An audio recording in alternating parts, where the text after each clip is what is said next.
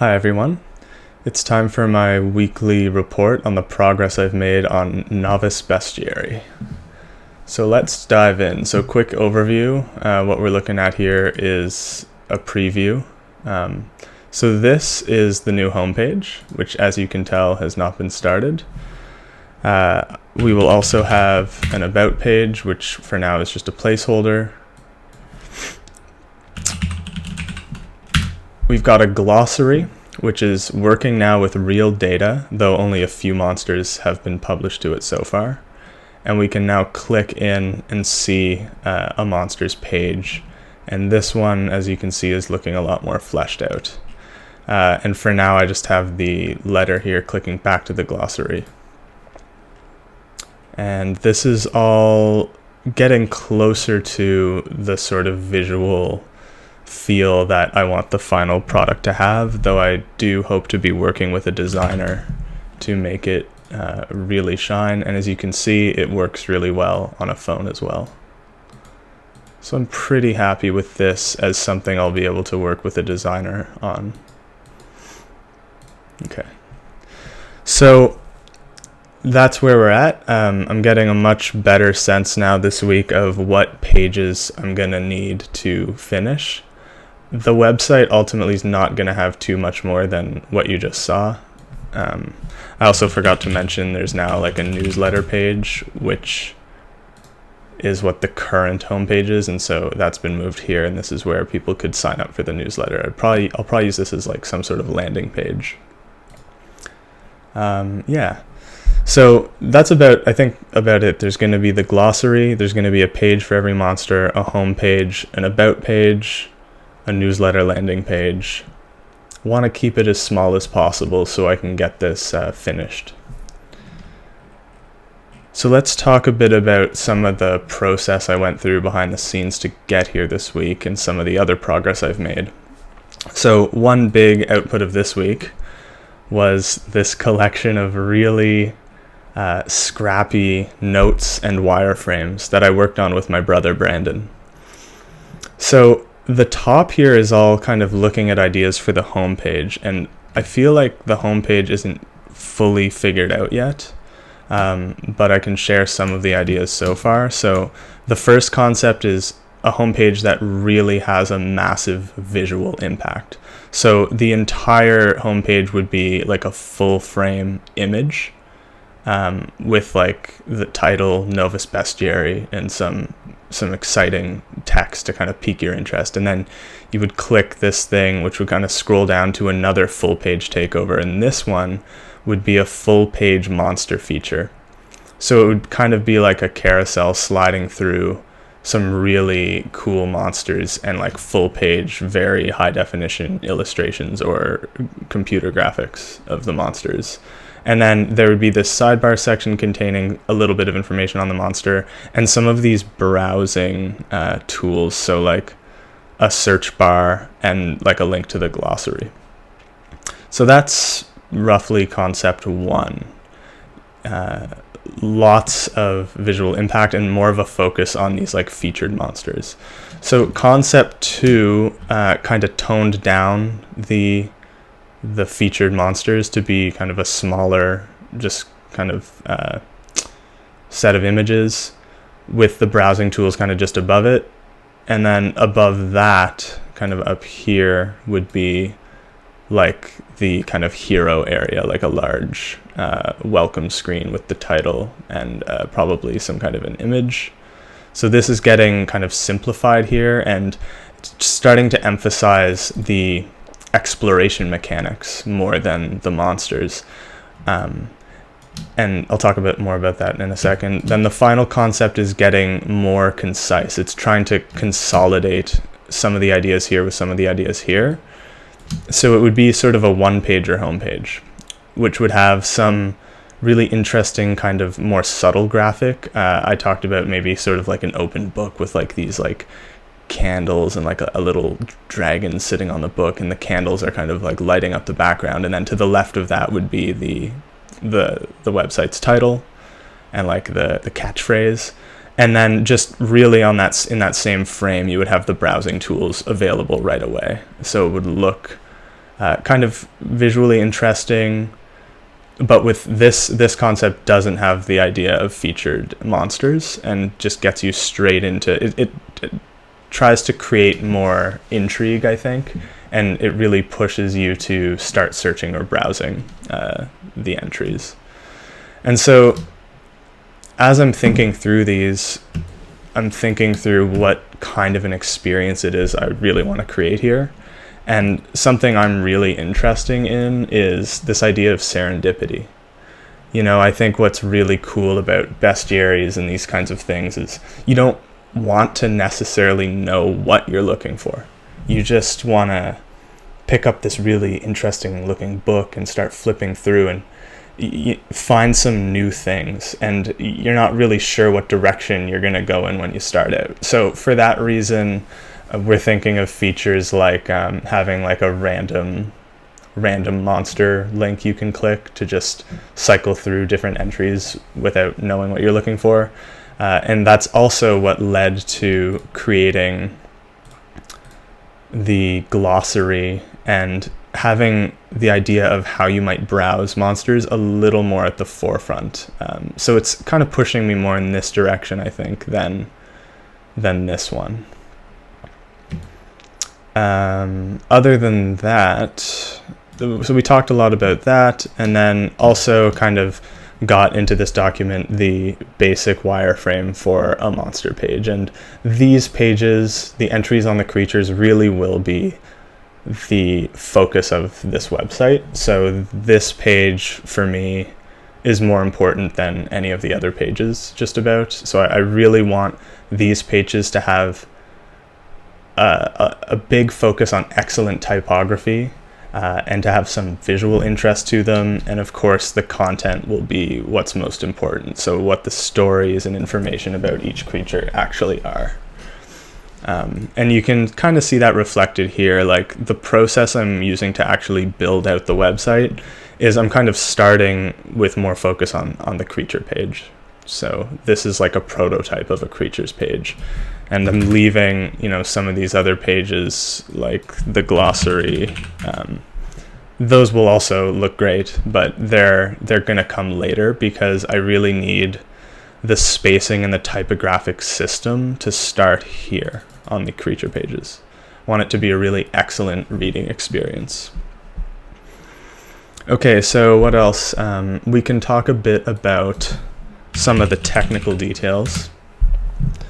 The glossary was kind of interesting. Right now it looks pretty boring. It's just this alphabetized list of creatures. But when we go behind the scenes into the code base, it gets a little more interesting just seeing kind of how this came together. So as we saw last week, what I started with was this data folder, and each creature in the bestiary has its own subfolder here, and then those subfolders have these JSON files, and this is where I kind of add metadata related to the creature. In addition, the actual story is written in Markdown, which we saw last week as well.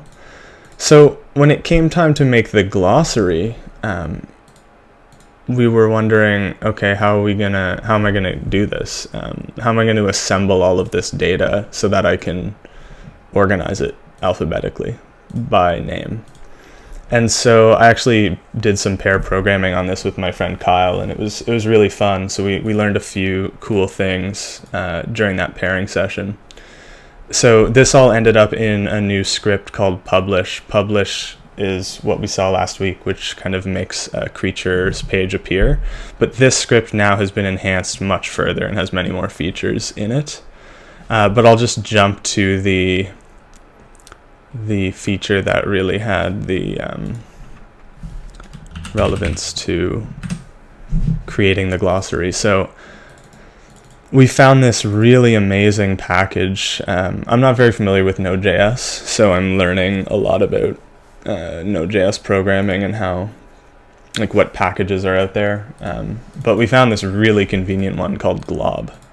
And Glob lets you pass in this glob style text pattern and it will then go and give you back files, like an array of files based on that glob pattern. Now, this is incredible because what this did was let me go, the kind of star syntax here says go into data, go one level deep, and find any file that ends in JSON, which is exactly what I needed to collect every creature file. We can then, with this collection, easily map over the collection and transform each file path into JSON in memory with this really simple helper function. And then finally, we can filter on the creatures that have been published, which is another thing we added. We just like have a Boolean flag that describes whether a creature's been published. So that's it. We just grabbed all that stuff, mapped over it, filtered out the published ones, and then finally, you can see on this line, we write this new JSON file called published creatures back into the data folder. So this now is a perfect data structure. It's like just an array of every creature's metadata. And so now it becomes pretty easy to go into the glossary. And you can see here, I can import all my creatures from that file. So definitely check out Glob if you have this task in Node of going through directories. I can actually show you a comparison because earlier I wrote this convert all script. This is a script that loops through the directories I have recursively and converts all of them into HTML from Markdown. Now, this is the function I wrote here using no packages to accept a directory path and then recursively loop through it to do the work. And you can see it's just way more complicated. Like Node.js, as you loop through, it doesn't know necessarily if where you're at is a directory or a file. So you have to do this check with this thing called statsync to see if it's a directory. And then if it's a directory, I call this function itself again recursively, and then go through and kind of then finally you'll get files and like do stuff with them. But like I could probably rewrite this file to be like 3 lines of code. This function, rewrite this function to be like 3 lines of code now that I've brought glob into the project, because I think glob can accept 2 stars like that to do that recursive like nested directory search. Really cool stuff. Highly recommend that. And then the code in the actual glossary, the only other interesting thing about it was I had to figure out a group by, because all I had was this array of like creature names, but I wanted to group them by alphabet. So I already had Lodash in my project, and Lodash has a group by function in it. So this is perfect. It takes a collection and then a function, and that function will decide what you're grouping by. So as you can see, I'm just taking the first character of each creature's name. And what this will give me at the end is something like an object with like the letter and then the collection here. Sorry, I think my daughter's playing drums right now, so you can probably hear that in the background. We'll wrap this up quick. Yeah, lots of other work went in this week, mostly focused on visual styling. As you can see, it's starting to like look like a real website. So I spent a lot of time on CSS and kind of developing certain React components in here to get things going. I've got a few cool ones. I found out that in manuscripts, those big capital letters are sometimes called initiums, which is like super awesome. So I named this component initium, and initium is the thing that takes like a letter and then renders it in this fancy way. That's a cool word. The grid is what I wanted to talk about. So I was thinking, oh, I'll probably need a grid system. And because I'm an idiot, I started building out my own grid component. And this was such a bad idea. This is a classic example of premature abstraction. I should have just written the CSS I needed to do the spacing on this page rather than try and create like a more abstract grid component that would be useful across the site. Actually, better yet, what I should have done is gone onto the internet and found some sort of grid system and just put it into this project. Working through this didn't take me too long. It was about one morning, but if you came in here and looked closely at this thing, you would see there's tons of bugs. There's tons of edge cases. There's a bunch of abstractions that are sort of half finished but not totally finished. So yeah, I jumped to grid too quickly.